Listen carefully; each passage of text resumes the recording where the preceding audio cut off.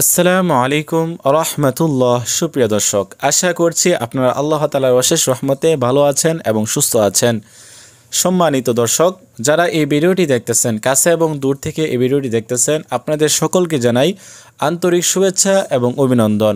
সম্মানিত দর্শক, সূরা ফাতিহা হাতের আঙ্গুলের মধ্যে 11 বার পাঠ করলে কি হয়, আজকে ইনশাল্লাহ জেনে নেওয়ার চেষ্টা করব। ইনশাআল্লাহ এই ভিডিও থেকে আপনারা শিখে আমল করতে পারবেন যদি আপনারা সম্পূর্ণ ভিডিওটি দেখেন। আর যারা এই আমলটি করতে চান তারা অবশ্যই কমেন্ট বক্সে অনুমতি নিয়ে তারপরে এই আমলটি করবেন, এবং যারা করতে চান তারা অবশ্যই এই চ্যানেলটি সাবস্ক্রাইব করবেন এবং এই ভিডিওতে একটি লাইক দিবেন, তারপরে কমেন্ট বক্সে অনুমতি নেবেন, তারপরে আপনারা এই আমলটি করতে পারবেন। আমার কাছ থেকে অনুমতি নিয়ে তারপর আপনারা আমলটি করবেন। এর আগে এই আমলটি করলে আপনাদের কোনো কাজে আসবে না।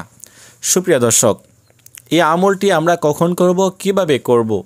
এই আমলটি করার জন্য কোনো নির্দিষ্ট সময় নেই। আপনি যে কোনো সময় সূরাতুল ফাতিহা এভাবে পাঠ করে আপনারা আমল করতে পারবেন। আর এই আমলটি খুবই সহজভাবে আপনাদেরকে ইনশাল্লাহ শিখিয়ে দেওয়ার চেষ্টা করব। অনেকেই অনেক ধরনের কঠিন ভিডিও দেয়, আপনারা হয়তো অনেকেই পারেন না, কিন্তু আমার যে দর্শক রয়েছেন, আপনারা যারা আমার নিয়মিত ভিডিওগুলো আপনারা দেখেন, তারা অবশ্যই জানতে পারবেন যে আপনাদের সহজের জন্য আমি ছোট করে দোয়ার ভিডিওগুলো দেওয়ার চেষ্টা করি। এই জন্য আপনারা অবশ্যই অনেকে আমার ভিডিও দেখেন কিন্তু চ্যানেলটি সাবস্ক্রাইব করেন নাই, অবশ্যই চ্যানেলটি সাবস্ক্রাইব করে রাখবেন, আরও নতুন নতুন ভিডিও আসবে ইনশাল্লাহ। সম্মানিত দর্শক, তো সূরাতুল ফাতিহাটা আমরা প্রথমে সহিষ্ণুভাবে শিখে নেব, তারপরে এই আমলটি আমাদেরকে কিভাবে করতে হবে, করলে কি লাভ হবে, সম্পূর্ণ ভিডিওটি ইনশাল্লাহ দেখার চেষ্টা করবেন। আউযু বিল্লাহি মিনাশ শাইতানির রাজীম। বিসমিল্লাহির রহমানির রহিম। আলহামদুলিল্লাহি রাব্বিল আলামিন। আর-রহমানির রহিম। মালিকি ইয়াউমিদ্দিন। ইয়্যাকা না'বুদু ওয়া ইয়্যাকা নাস্তাঈন। اهدنا الصراط المستقيم صراط الذين أنعمت عليهم غير المغضوب عليهم ولا الضالين। এই যে আমি সূরাতুল ফাতিহা তেলাওয়াত করেছি, অনেকেই পারেন বা অনেকে পারেন না, তবে সূরাতুল ফাতিহাটা আপনারা সহি শুদ্ধ করে নেবেন আমার সাথে পড়ে পড়ে। তারপরে আপনারা এই আমলটি কিভাবে করবেন, এই আমলটি করার জন্য আপনাদেরকে নির্দিষ্ট কোনো সময় নেই, যে কোনো সময় আপনারা আমলটি করতে পারবেন।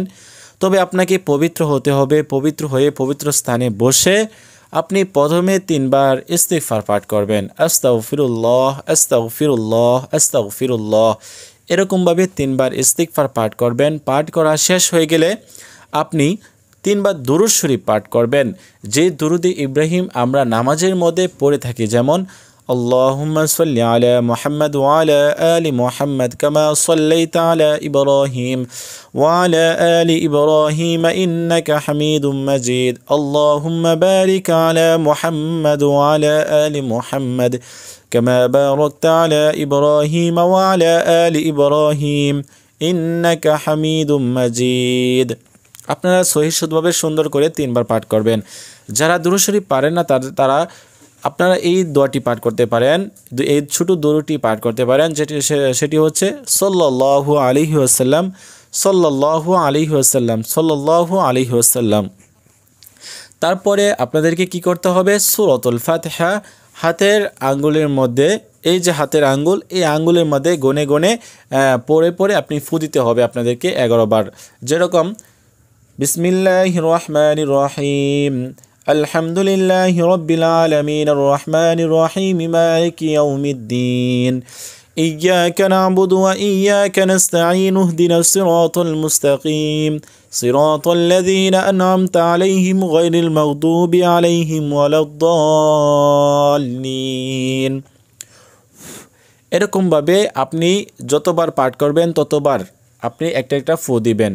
তো হাতের আঙ্গুলের মধ্যে এরকমভাবে আপনি 11 বার সূরাতুল ফাতিহা পড়ে ফু দিবেন। ফু দেওয়ার পরে এই যে আমলটি করেছেন শেষে আবার 3 বার দুরূদ শরীফ পাঠ করবেন।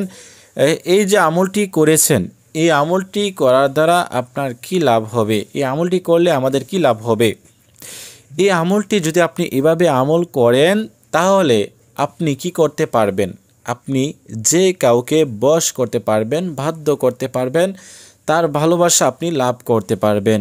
আপনি কিভাবে তাকে বশ করতে পারবেন? এই যে আমলটি করেছেন, এই আমলটি করার সময় আপনি কি করবেন, এই সূরাতুল ফাতিহা পড়ে যখন আপনি ফু দিয়েছেন, ওই ফু দেওয়ার পরেই আপনি তার নামটা আপনি পড়ে এখানে আবার ফু দিবেন, আবার সূরাতুল ফাতিহা পাঠ করবেন, আবার পরে তার নামটা পড়ে আবার এখানে ফু দিবেন। এরকমভাবে 11 বার তার নামটা আপনার মুখে নিতে হবে, উচ্চারণ করতে হবে। যদি আপনি এভাবে আমলটি করতে পারেন, আপনি যাকে আপনি বশ করতে যাচ্ছেন বা বাধ্য করতে যাচ্ছেন, আপনি তাকে কথা শোনাতে যাচ্ছেন, আপনার সাথে কোনো ধরনের সম্পর্ক সে রাখে না, আপনার সাথে কোনো ধরনের যোগাযোগ করে না, বা আপনার কোনো ধরনের কথাও সে মানতে রাজি না, তো আপনি এই আমলটি করবেন, ইনশাআল্লাহ ওই ব্যক্তি আপনার সাথে সম্পর্ক আবার শুরু করবে, আপনার কথা মতো সে চলবে, আপনার কথা মতো সে সব কিছুই করবে। তো আজকের মতো এই পর্যন্তই। সকলে ভালো থাকেন, সুস্থ থাকেন, সেই কামনায় বিদায় নিচ্ছি। আল্লাহ হাফেজ। আসসালামু আলাইকুম ওয়া রাহমাতুল্লাহ।